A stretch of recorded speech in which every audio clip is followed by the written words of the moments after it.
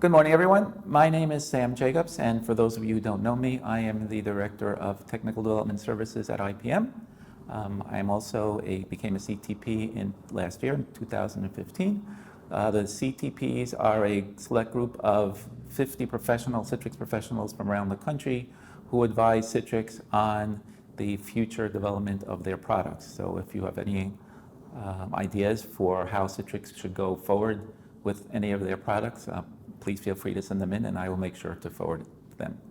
So let's talk about our agenda for today. This is going to be the first of 3 in a series of technical workshops that I will be doing for IPM, and you will see below how to subscribe and how to get that information, and let's just dive right in.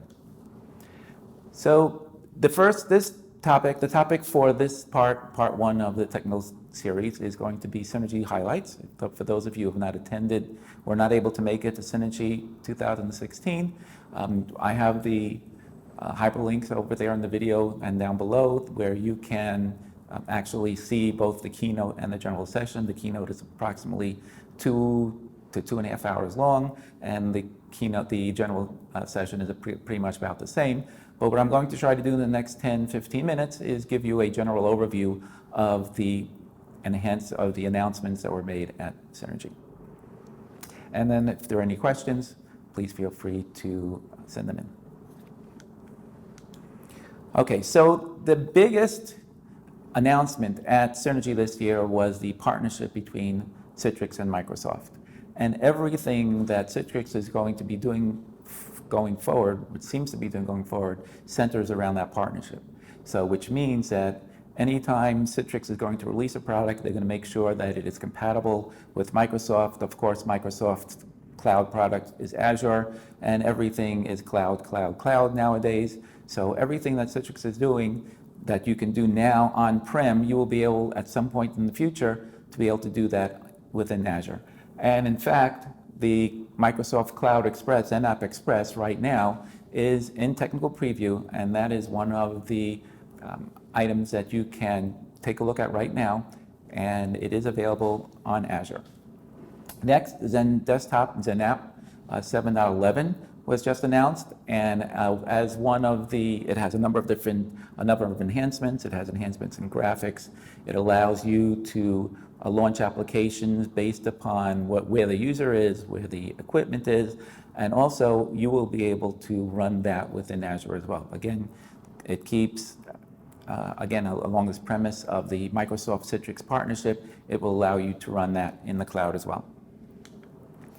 Another really nice announcement is the HDX Ready Pi, which is based on a Raspberry Pi engine. It is a complete computer, and as you can see, I put up a little graphic there comparing it to the size of my room key. It's not much bigger in length and width. It's about 1 inch thick, and that has everything you need to run a full-fledged thin client. All you need to do is add a keyboard, mouse, and a monitor. It even has the Citrix receiver already built in. It's running a Linux version of the Citrix receiver, everything. It has Bluetooth connections, it is wireless LAN.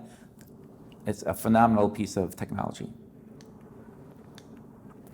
The next announcement was StoreFront 3.7, which was announced at Synergy, but actually became available, I believe, only last week.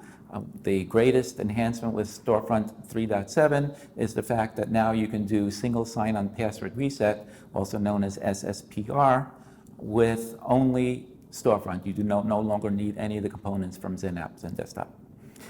The next announcement that I thought was really valuable was Secure Browser. What's nice about Secure Browser is you can now securely publish an intranet, or any of your internal applications through a web browser, and you can control that. You can lock that down. You can specify what browser version, so you don't have to worry about all of your clients using different, maybe they'll be using Chrome or Firefox or any of the other browsers out there, but you can standardize a browser, only support that browser, even if your user on their endpoint is not running the browser that you have designated. ShareFile Workflow and Intelligent IRM. ShareFile now has workflow built in. You can, it's enhanced it. It's actually had it for a while, and it has intelligent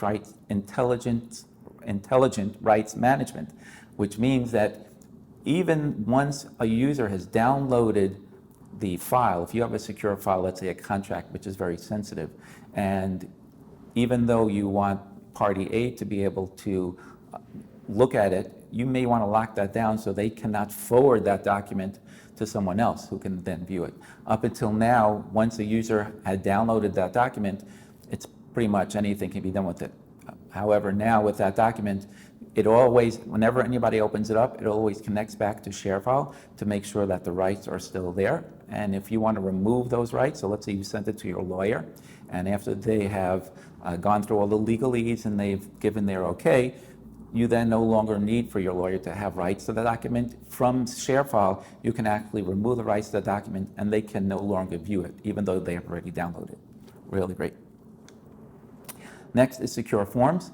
Secure Forms, it basically allows you to take any application and through a drag and drop program called the Secure Forms Desktop Composer, you can create an entire mobile application and then view it on the second half of Secure Forms, which is called the Secure Forms mobile app.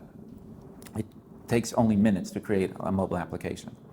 And then, of course, there's NetScaler MAS, NetScaler Management and Analytics System. NetScaler MAS allows you to collect all of the information that NetScaler produces. And the NetScaler can produce up to 1 million transactions per second.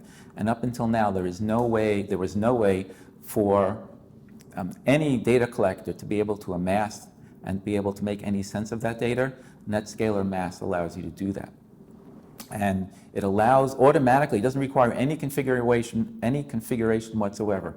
It will automatically log all of the transactions and it will find any anomalies. So if it finds that there is a particular server in a particular site, you're running GSLB around the globe, if there's a particular site that's not functioning optimally, NetScaler MAS will find it and will point it out to you in a very intelligent way in graphs.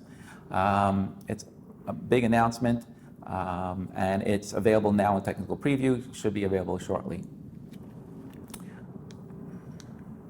And that's pretty much it for the main highlights of Citrix Synergy. If anybody has any additional questions, please feel free to email me at the address sam.jacobs@ipm.com and or add some comments to the bottom of this video. Thank you very much.